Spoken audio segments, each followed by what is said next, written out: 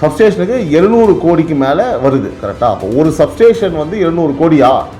இல்லையே. அப்போ மீதி பணம் பிப்பிலிக்கு பிலாப்பி. ஸோ இங்கே இன்னொரு நேர்மையான விஷயம், அதே டேட்டாவில் அதுக்கு முந்தின 5 வருஷத்தில் 2016 முதல் 21 வரைக்கும்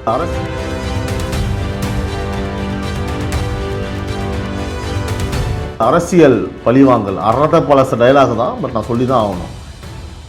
வேலு வந்து முழு ஒத்துழைப்பு வந்து தராரு, சட்டப்படி நீதிமன்றத்தில் நிரூபிப்பார் அப்படின்றாங்க. ஸோ திமுக ஆட்சியில் தொடர்ந்து எந்த ஊழல் வழக்கும் இது வரைக்கும்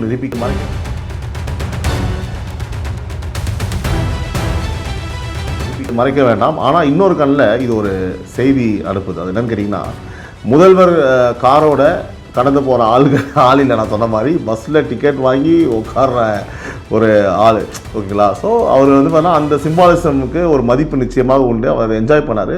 ஆனால் நேர்மையாக அளவையும் சொல்லணும், அது நேர்மையாக ஒரு அளவையும் நம்ம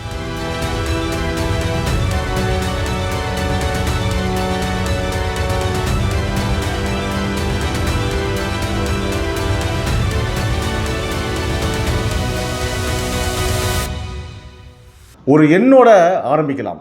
1,56,000 கோடி ரூபாய். ஸோ இந்த எண்ணை யாரோ எதிர்கட்சிக்காரர் வந்து சொல்லலை. இந்த எண்ணை சொன்னது அரசோட சொந்த மின்துறை அமைச்சர். அவர் பத்திரிகையாளர்கள் முன்னாடி நின்று சொன்னார், 1,56,000 கோடி எங்கே போச்சுனே தெரியலை. என் கணத்தை காணோன்னு சொல்லுவாங்க தெரியுமா? அப்படி தாங்க இருக்குது. தலையே சுற்றுது. ஒரு துறையோட கணக்கில் இவ்வளவு பணம் எங்கே போச்சுன்னு கண்டுபிடிக்க முடியலன்னா அது வெறும் ஒரு செய்தி இல்லை, அது ஒரு கேள்வி. உறவுகளே, இது நடந்த அதே நாள் காலையில் இன்னொரு பக்கம், அதான் இன்னி காலில் ஒரு முன்னாள் அமைச்சர் வீட்டுக்கு லஞ்ச ஒழிப்புத்துறை போலீஸு 14 இடம் ஒரே நேரத்தில் சோதனை நடத்திட்டு இருக்காங்க. 3வது முதல்வரே ஒரு அரசு பஸ்ஸில் ஏறி நடத்துறவர்கிட்ட வந்து பார்த்தீங்கன்னா டிக்கெட் வாங்கி முன் சீட்டில் உட்காந்து பயணம் பண்ணுறாப்புல.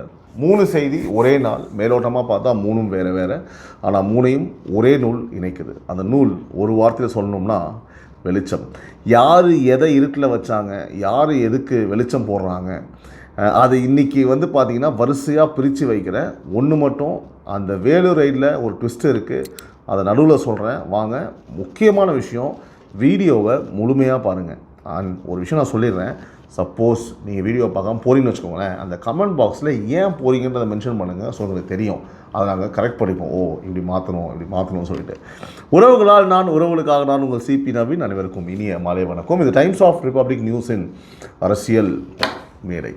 ஒரு கருத்தை மனசில் வச்சுக்கோங்க, ஒரு புது ஆட்சி வரும்போது அது ஒரு டார்ச் லைட் மாதிரிங்க. அந்த டார்ச் லைட் கிடையாது. இத்தனை வருஷம் இருட்டில் இருந்த அறைகள் மேலே வெளிச்சம் விழுது இல்லையா? ஸோ சில அறையில் வெறும் தூசி, ஆனால் சில அறையில் வந்து சரியான கணக்கு வழக்கு. மின்துறை வெள்ளை அறிக்கை, அது ஒரு பெரிய அறை மேலே போட்ட டார்ச்சுங்க.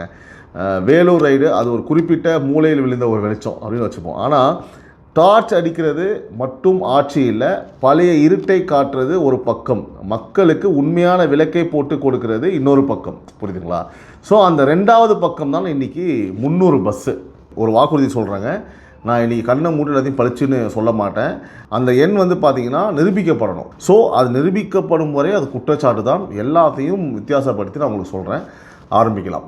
முதல் அறை மிக பெருசு, மின்துறை வெள்ளை அறிக்கை. அப்படின்னா ஒரு துறையோட நிஜ நிலையை வந்து அலங்காரம் இல்லாமல் மக்கள் முன்னே வைக்கிறது. இன்றைக்கி காலைல அமைச்சர் நிர்மல்குமார் வந்து 2001 முதல் 2026 வரைக்குமான மின்வாரியத்தோட கணக்கை வெளியிட்டாப்புல.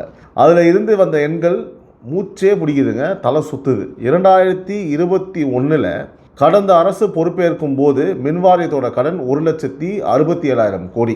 இந்த வருஷம் மார்ச்சில் அது 2,47,000 கோடி. அதாவது 5 வருஷத்தில் 80,000 கோடி கடன் ஏறி இருக்கு. மொத்த நஷ்டம் 1,82,000 கோடி. மாதம் வருவாய் வந்து பார்த்திங்கன்னா ஆல்மோஸ்ட் 85,100 கோடி. செலவு வந்து பார்த்திங்கன்னா 11,000 கோடி. அதாவது ஒவ்வொரு மாதமும் 2,500 கோடி பற்றாக்குறை. இந்த மாதம் சம்பாதிக்கிறதுக்கு இந்த மாதமே இவ்வளோ குறையுது. இதில் வந்து பார்த்திங்கன்னா எந்த சார்பும் இல்லாமல் ஒன்று சொல்லணும். அமைச்சர் வந்து ஒரு டேட்டா போட்டார், 5 வருஷத்தில் எந்த அரசு எவ்வளோ கடன் வாங்குச்சுன்னு. ஸோ 2021 முதல் 26 வரைக்கும், அதாவது கடந்த திமுக ஆட்சியில் மட்டும் 87,399 கோடி வந்து பார்த்தீங்கன்னா கடன். இந்த வேலையை சொல்லும் போதே வாயெல்லாம் கஷ்டமாக இருக்குது. 5 வருஷத்தில் இவ்வளோ கடன் வேறு எந்த காலத்துலையுமே வாங்கலை. சரி, கடன் வாங்கினது தப்பு இல்லை, வாங்கின பணத்தை எங்கே போட்டாங்கிறது தான் இப்போ கேள்வி. அவங்க வீட்டில் தான். இங்கே தான் எண்கள் வந்து பார்த்தீங்கன்னா நம்பர்ஸ் ஸ்பீக்ஸ். 87,000 கோடி கடன் வாங்கின அந்த 5 வருஷத்தில் புதுசாக கட்டப்பட்ட மின் நிலையங்கள் வந்து சப்ஸ்டேஷன்கள் எத்தனை தெரியுமா? வெறும் 122 சப்ஸ்டேஷனு. இதை யோசிங்க, 87,000 கோடியை 122ஆல் வகுத்தா ஒரு சப்ஸ்டேஷனுக்கு 700 கோடிக்கு மேலே வருது. கரெக்டாக? அப்போ ஒரு சப்ஸ்டேஷன் வந்து 700 கோடியா? இல்லையே. அப்போ மீதி பணம் பிப்பிலிக்கு பிலாப்பி.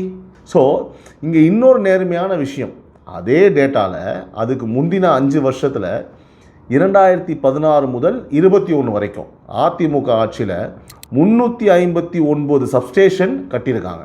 இந்த மின்துறை பிரச்சனை வெறும் ஒரு கட்சியோட சொத்து இல்லை, அதிமுகவும் திமுகவும் சேர்ந்து கட்டின மலைதான் இது. ஆனால் 87,000 கோடி கடன் வாங்கி 122 கட்டினது, அதுதான் இந்த அறிக்கையோட மிக கூரான ஒரு பாயிண்ட். ரொம்ப யோசிக்க வேண்டிய, கவனிக்க வேண்டிய ஒரு விஷயம். ஆள் கணக்கும் அப்படி தான், சரிங்களா? அதாவது இந்த ஹியூமன் ரிசோர்ஸ் கணக்கும் மின் வாரியத்துக்கு தேவையான பணியாளர்கள் 1,40,000, இப்போது வேலையில் இருக்கிறது 74,000. அதாவது ஒருத்தர் 3-4 பேரோட வேலையை செய்கிறாங்க அப்படின்றது பாயிண்டான விஷயம் தானே. அது கடிச்சு ரொம்ப கஷ்டம், பண்ண முடியாது. ஸோ கடந்த 5 வருஷத்தில் வந்து பார்த்தீங்கன்னா 9,000க்கும் மேலே வந்து பார்த்தீங்கன்னா ஓய்வு பெற்றாங்க. புதுசாக எடுத்ததுன்னு வெறும் 343 பேர் தான். கேட்டது சரிதான், 343 பேர் தான் ஒரு எடுத்திருக்காங்க. ஃபியூஸ் போனால், டிரான்ஸ்ஃபார்மர் வெடிச்சா களத்தில் போய் சரி பண்ண ஆளே இல்லை. ஸோ இதுக்கு காரணம் இப்போ நான் சொன்ன ஸ்டாட்ஸ் தான். 42,000 டிரான்ஸ்ஃபார்மர் வந்து பார்த்தீங்கன்னா 25 வருஷத்துக்கு மேலே பழசானது. அதுதான் அங்கங்கே வந்து பார்த்தீங்கன்னா பிடிக்கிட்டு போகுது, லோ வோல்டேஜ். இப்போ நியாயமாக மறுபக்கத்தையும் நம்ம சொல்லணும். அறிக்கை வெறும் குற்றச்சாட்டோடு நிற்கலைங்க, தீர்வையும் சொல்லியிருக்கு. அதுதான் வந்து பியூட்டி. குறுகிய கால மின் கொள்முதலை யூனிட் 8 ரூபாய் 90 பைசா, அதாவது நீண்ட கால ஒப்பந்தத்துக்கு மாற்றினா மாதம் வந்து 215 கோடி வந்து மிச்சமாகவும் சொல்லியிருக்காரு. ஸோ இந்த வருஷமே 20,449 பேரை வந்து பார்த்தீங்கன்னா வேலைக்கு எடுக்க முடிவு பண்ணியிருக்காங்க. அதே போல் பழைய சப்ஸ்டேஷனை வந்து ரிப்பேர் பண்ணுறதுக்காகவும் வந்து பார்த்திங்கன்னா ஒப்புதல் வாங்கியிருக்காங்க பல கொடிகளில். முக்கியமாக மக்களுக்கு ஒரு பயம் இருந்துச்சு, வெள்ளை அறிக்கை வந்துருச்சு, இனி வந்து கரண்ட் பில் ஏறுமா அப்படின்னு. அமைச்சர் உறுதியாக சொன்னார், மின் கட்டணம் உயர்த்தப்படாது, இலவச மின்சாரம் தொடரும். இது உண்மையாகவே ஒரு நல்ல செய்தி. ஆனால் இங்கே நம்மளுடைய கேள்வி ஒன்று இருக்குது, நம்ம டைம்ஸ் ஆஃப் ரிபப்ளிக் நியூஸ் சார்பாக. இந்த எண்கள் எல்லாம் அரசோட அறிக்கையோட எண்கள். கடந்த அரசு இது தப்பான கணக்கு, நாங்கள் மறுப்பு சொல்கிறோம்னு களத்தில் இறங்கியிருக்காங்க.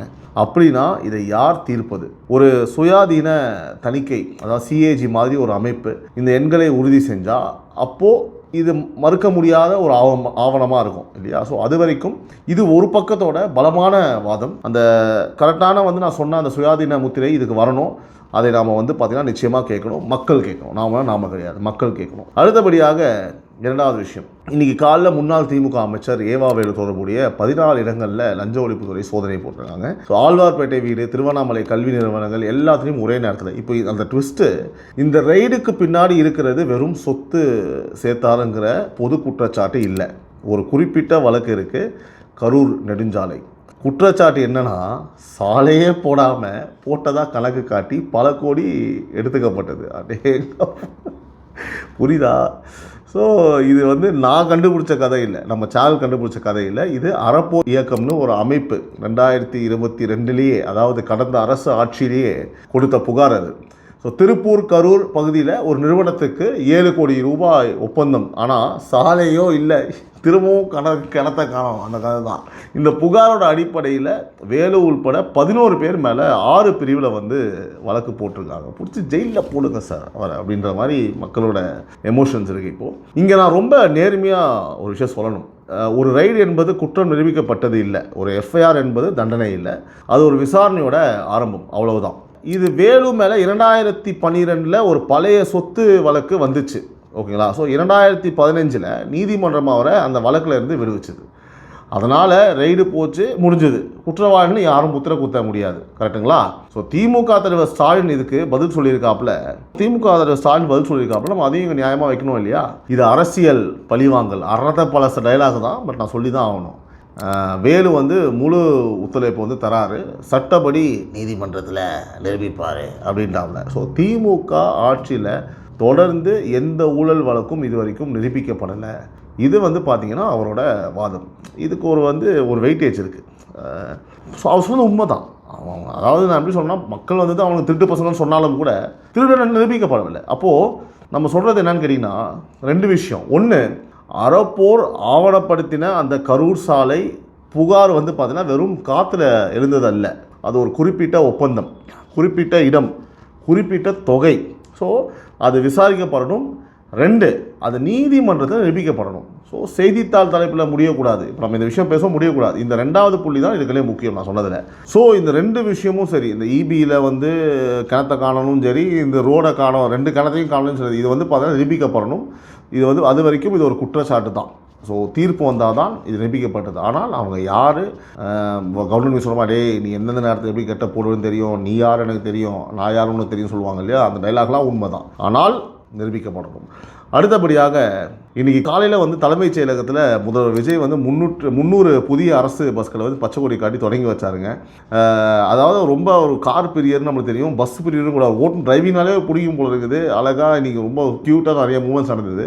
127 கோடி மதிப்பில் 164 டீசல், 136 சிஎன்ஜி 7 மண்டலத்துக்கு இது பண்ணி புதுசாக வாங்கியிருக்காங்க. அதோடு நிற்கலை. அவரே ஒரு பஸ்ஸில் வந்து பார்த்தோன்னா 29A வழித்தடத்தில் செயலகத்தில் இருந்து கலங்கரை விளக்கம் வரைக்கும் முன் சீட்டில் உட்காந்து பயணம் செஞ்சார். ஸோ நடத்துகிறவர்கிட்ட வந்து டிக்கெட் வாங்கினார், ஓட்டுநர்கிட்ட சேவை பற்றி பேசினார், செல்ஃபோனில் வீடியோ எடுத்தார், மக்களுக்கு கை அசைச்சார். ஸோ இப்போ இது 2 கண்ணில் பார்க்கணும். ஒரு கண்ணில் வந்து பார்த்திங்கன்னா இது ஆப்டிக்ஸ், அதாவது ஒரு காட்சி நிர்வாகம், அதை மறைக்க வேண்டாம். ஆனால் இன்னொரு கண்ணில் இது ஒரு செய்தி அனுப்புது. அது என்னென்னு கேட்டிங்கன்னா, முதல்வர் காரோட கடந்து போகிற ஆள் இல்லை, நான் சொன்ன மாதிரி பஸ்ஸில் டிக்கெட் வாங்கி உட்கார்ற ஒரு ஆள். ஓகேங்களா? ஸோ அவர் வந்து பார்த்தா அந்த சிம்பாலிசமுக்கு ஒரு மதிப்பு நிச்சயமாக உண்டு. அவர் என்ஜாய் பண்ணார். ஆனால் நேர்மையாக அளவையும் சொல்லணும். 300 பஸ்ஸு ஒரு நல்ல தொடக்கம் தான். ஆனால் தமிழ்நாட்டில் 20,000க்கு மேலே பஸ் இருக்குது. 42,000 பழைய டிரான்ஸ்ஃபார்மர் மாற்றணும், 65,000 காலி பணியிடம் இருப்பணும். அந்த பெரிய படத்தில் 300 பஸ் அப்படின்றது ஒரு சின்ன முதல் அடி எடுத்து வச்சது நல்லது தான், நான் தப்பு சொல்ல. ஆனால் அது எத்தனை தூரம் நடக்குது அப்படின்றது தான் விஷயம். எவ்வளோ தூரம் அது போகுதுன்றதான் ரொம்ப முக்கியம். ஒரு பஸ் பயணம், அதுவும் வந்து பார்த்திங்கன்னா சிஎம்மோட அந்த பஸ் பயணம் வந்து ஒரு நல்ல காட்சி. ஆனால் மக்களுக்கு வேணுன்றது ஒரு நல்ல காட்சியில் ஒவ்வொரு கிராமத்துக்கும் ஒரு பஸ்ஸு. ஸோ அதுக்கான முதல் படி தான் இது. அது கண்டிப்பாக நிறைவேற்றுவாங்க அப்படின்றது நம்ம நம்புகிறோம். ஸோ இப்போ நம்மளோட நேர்மையான ஒரு முடிச்சிருக்கு. அதாவது வெள்ளை அறிக்கை இது பழைய அரசை குற்றம் சாட்ட ஒரு நல்ல ஆயுதம். ஆனால் 2 விஷயம் இல்லாட்டா இது வெறும் அரசியல் ஆவணமாக போயிடும். 1, இந்த எண்களுக்கு ஒரு சுயாதீன தணிக்கையோட ஒரு முத்திரை வேணும். ஓகேங்களா? 2, இந்த 2 லட்சம் கோடி கடனை எப்படி வந்து குறைக்க போகிறோங்கிறத தெளிவான ஒரு வழித்தடம். ஒரு குற்றப்பத்திரிகை மட்டும் போதாது, ஒரு தீர்வு வேணும். வேலூர் ரைடு என்பது தீர்ப்பு இல்லை, நம்ம சும்மா நீதிமன்றத்தில் ஆதாரத்தோடு நிரூபிக்கப்படணும். நான் ஏற்கனவே சொல்லிட்டேன். அடுத்தபடியாக உண்மையான அந்த இபி வேலை, அதுக்கப்புறம் அந்த ரிப்பேர் செய்கிறாங்களா, அந்த பழைய டிரான்ஸ்ஃபார்மர்ஸாக ரிப்பேர் செய்கிறாங்களா அப்படின்றத வந்து நம்ம வாட்ச் பண்ணணுங்க. ஏன்னா இப்போ எல்லாமே சொல்லிட்டாங்க, இதெல்லாம் நடக்கணும், அதுக்கான விஷயங்கள் நடக்கணும். நம்ம பொறுத்து தான் அதை பார்க்க முடியும். அறிவிப்பு எல்லாம் அருமையான ஒரு அறிவிப்பு, அதில் மாற்று கருத்து இல்லை. இன்னொரு விஷயம் சொல்லி ஆகணும், வெளிப்படைத்தன்மை பேசுகிற அரசு விமர்சனத்தையும் தாங்கணும். அந்த சில நாட்களாக வந்து முதல்வரை விமர்சித்தவங்க மேலே வழக்கு போட்ட சம்பவங்கள் வந்து வந்திருக்கு. ஸோ டார்ச் லைட் பிறர் மேலே மட்டும் அடிக்கிறது இல்லை, சில நேரம் அது நம்ம மேலேயும் விழணும். அதுதான் நிஜமான வெளிப்படைத்தன்மை. ஸோ இந்த 3 கேள்வியும் நம்ம இங்கே முன்வைக்கிறோம். நம்ம வந்து பார்த்தீங்கன்னா கண்ணை மூடிட்டு வந்து புகழ்றதும் இல்லை, காரணம் இல்லாமல் வந்து திட்டுறதும் கிடையாதுங்க. இதுதான் நம்மளுடைய ஸ்டைல் எப்போவுமே. சுருக்கமாக இன்றைக்கி இந்த 3 விஷயங்கள் நம்ம பேசியிருக்கோம். மீண்டும் உங்களை நாளை காலை குறை நிகழ்ச்சியில் சந்திக்கிறேன். மறக்காமல் வந்து உறவுகளை சப்ஸ்கிரைப் பண்ணுங்கள், பெல் ஐகான் ப்ரெஸ் பண்ணுங்கள். அண்ட் வீடியோ பிடிச்சிருந்தால் ஹைப் பண்ணுங்கள், அப்போ தான் எல்லாருக்கும் போய் சேரும் உறவுகளே. ஸோ அண்டில் தென், நன்றி, வணக்கம், love you all, take care, bye.